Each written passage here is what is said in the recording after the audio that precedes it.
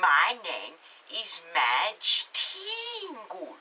So welcome to another episode of Madge's Meals that I am doing on my YouTube channel, whatever you call it. I'm still becoming familiar with this so-called platform, social medias thing, but I'm slowly learning the new tricks to work this thing, so we're getting there. But on the menu today for Madge's Meals is going to be a homemade pizza. So pizza is definitely a really common thing that people like, and I know that you young people like to order pizzas in for delivery, in contact-free delivery. Now, why would you do that when you can literally just make the pizza yourself? Also, what's the difference between regular delivery and contact-free delivery? I mean, of course you have to do contact when delivering something, otherwise what do you call it? Like, seriously. But anyways, I am going to be sharing with you how to make pizza yourself, so you don't have to order those Domino's ones. I just don't know, there's so many pizza brands out there, but you can just make it yourself, and it's a whole lot healthier because you young people are also trying to be healthier. Don't order delivery if you want to be healthier. But I'm going to be sharing with you how to make pizza, including the pizza dough. So not that, like, packaged pizza dough that you can get from the supermarket. I'm talking about real homemade pizza dough. So here you go. Here is how you can make pizza yourself without having to order delivery. So, are you ready? So, here we go.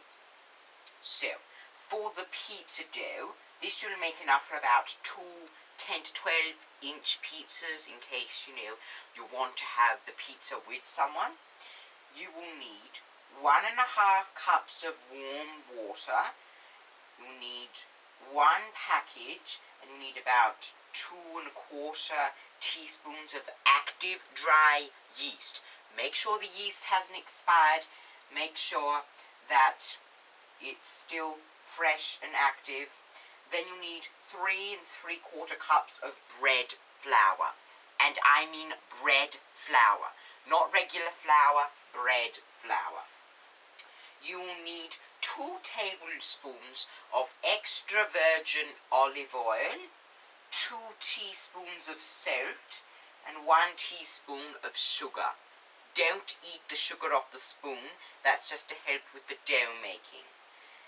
And the pizza ingredients you can have are some extra virgin olive oil, cornmeal, tomato sauce, not that one in like that red bottle there, proper tomato sauce, firm mozzarella cheese grated, not pre-made mozzarella cheese grated, properly grated mozzarella cheese, and then some fresh soft mozzarella cheese separated into small clumps, fontina cheese grated, parmesan cheese grated, feta cheese crumbled, mushrooms that have been thinly sliced, if raw, but you could saute them if you want.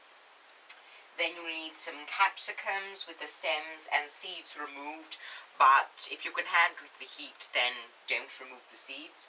You want to thinly slice them. You'll need some Italian pepperoni, thinly sliced, some Italian sausage, cooked ahead and crumbled, some sliced black olives, some chopped fresh basil, some baby arugula, which has been tossed in like a little bit of olive oil. You can add that as the pizza comes out of the oven. Pesto, pepperoni, thinly sliced. Some onions that have been thinly sliced, raw or caramelized, up to you. And some ham that has been thinly sliced. So this is going to be a healthy pizza. Like, did you really think that I would be sharing with you just the basic cheese pizza? Literally, what's the point of that pizza? That has no nutrients in it whatsoever. So, this is how you can make the pizza dough. First, you need to prove the yeast. So you're going to place the warm water in a large bowl, and you're going to sprinkle the yeast over the warm water and let it sit for 5 minutes until the yeast is dissolved. I repeat, you need to let this sit for 5 minutes, otherwise the pizza dough won't rise properly. And if the yeast hasn't dissolved completely, then just wait until it does, and you'll know that it's dissolved by the yeast beginning to foam, blooming, and that will show you that the yeast is active and alive, because if it doesn't do that, it is most likely dead. Then you are going to make and knead the pizza dough. You're going to add the flour, the salt, the sugar, and the olive oil, and you can mix it in those little food processors things, but you can also just use your hands. So you want to knead it for about 7 to 10 minutes. It's very important that you knead it. And then it should be sticky and tacky to the touch, but it shouldn't be so sticky that it sticks to the bench. So if you have to, put in a little more flour, but not a lot. Then you need to let the dough rise. So what you're going to be doing is you're going to spread a thin layer of olive oil over the inside of a bowl. You're going to place the pizza dough in the bowl, and you're going to turn it around so that it's all coated with the oil. And you can choose how long you want the dough to ferment and rise, you know. All you young people are so rushed, so it will take 1.5 hours at the least. So put it in a warm place and the dough will be able to rise sufficiently. You have to cover it with plastic wrap. And so, yes, you need to do this well in advance. I'm warning you, so that you're not trying to do this last minute. But if you do let it rise for longer, it will have a better flavour and the crust will be way more crispy. So you can, do what you want with the dough, because this is enough for 2 pizzas. So you can, ration it out. You can, get a portion size, or you can just cut it out. You can freeze it. So you need to make the dough in advance. But if you want it fresh, then just do this.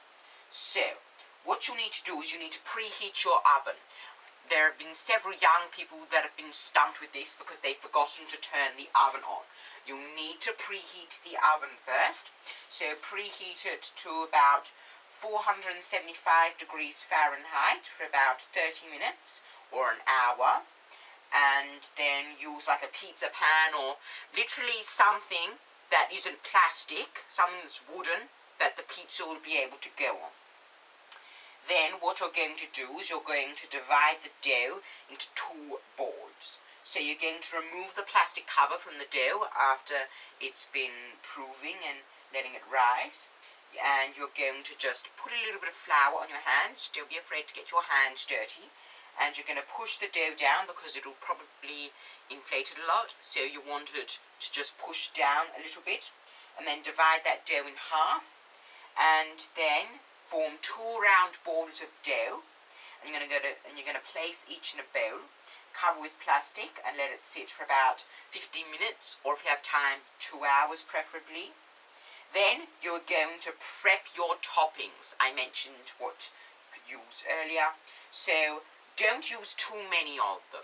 Portion them up correctly, otherwise the toppings will all fall off and you will be very sad. So you'll need about 1/3 of a cup each of tomato sauce and the cheese for about 1 pizza, and 1 to 2 mushrooms that have been thinly sliced will be able to cover a pizza. But then again, you can add whatever you want, but do a bit more than tomato sauce and cheese, because that's not very nutritious, is it? No, it is not. So use any of the toppings that I mentioned earlier. And so then what you're going to do is you're going to flatten the dough ball. I'm going to stretch it out into a round. Work with one ball of dough at a time.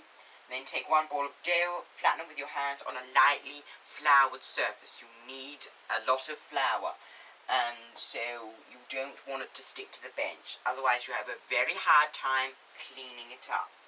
So, standing at the centre, working outwards, you want to use your fingertips to press the dough to about half an inch thick. You don't want it any thicker or any thinner, because otherwise it will burn and be uneven. You're going to turn and stretch the dough until it doesn't stretch anymore. But don't stretch it too much, or it will be thin and the edges will burn. Just let it relax for 5 minutes and then stretch it until it reaches about the 10 to 12 inch diameter. You need to be careful with this. So there are several ways that you can do this, but just make sure that you're treating this dough gently, because you don't want to have to use this like all over again. So then what you're going to do is you're going to brush the dough top with olive oil, and so you just don't want it to get like soggy from the toppings. So just make sure that it's oiled, and so that the toppings, won't like ruin the pizza. So you also want to let it rest for another 10 to 15 minutes, and then just do that with the other ball of dough. Then put some cornmeal on the top of the pizza dough, and what it's going to do, it's going to help move the pizza into the oven from wherever you've put it. And so make sure that it's shaped correctly.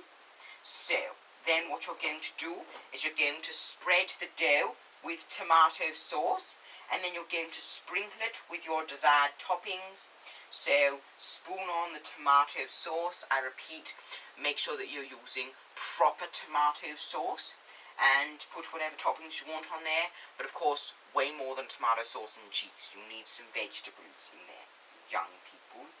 And don't put too many toppings on the pizza, or else it will be really soggy. Then you're going to sprinkle the cornmeal on whatever you're using to cook the pizza in. So just make sure that it can transfer easily. And then just be very careful in handling it. You do not want to drop the pizza. So just transfer it gently, and then bake the pizza in the oven, which should be heated up. As I said, remember to preheat the oven. Do it one at a time with each dough. And if you only want to make one pizza, then just halve the quantities. So you need to do maths for this. So you need to be quite smart at maths if you want to learn like how to halve the exact quantities, because you cannot get this wrong. And then once the crust is all browned and the cheese is golden, it should take about 10 to 15 minutes. And then you can also sprinkle on a little more cheese if you want to have it extra cheesy, up to you. And then just cook it till desired, but make sure that it's not burnt or undercooked. So you just want it to be nice and crispy and golden. And there you go. That is how you make homemade pizza. There you go. You don't have to go out and order pizza delivery when you can just make the pizza at home by yourself. It's not that hard. You don't have to be lazy. But yes, so this was this Madge's Meals episode, and so I'll just be posting these to the YouTubes whenever I want to share a new recipe, because I really do love being in the kitchen. It is seriously been one of my favourite hobbies ever since I was a little girl. So you can be in the kitchen too, and you don't have to be lazy and order pizza delivery. So thank you for watching this episode of Madge's Meals. If you like this video, press the thumbs up button, and if you don't like the video, you press the thumbs down button, and I will see you next time. Goodbye.